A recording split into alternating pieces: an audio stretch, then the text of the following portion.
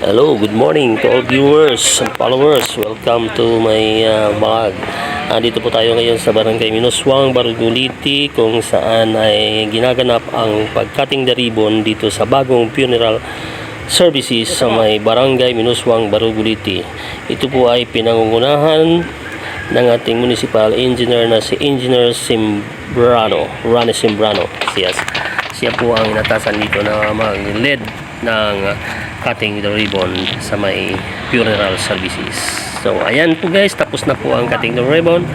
So dito na po ay magkakaroon ng salo-salo and get together to the whole family of the funerals. So antabayanan po natin yan guys. Kung sino po nangangailangan kailangan ng services, pumunta lamang po dito sa RER Funeral Services. Ay matatagpuan po ito sa Barangay Minuswang, Barugu, Leyte.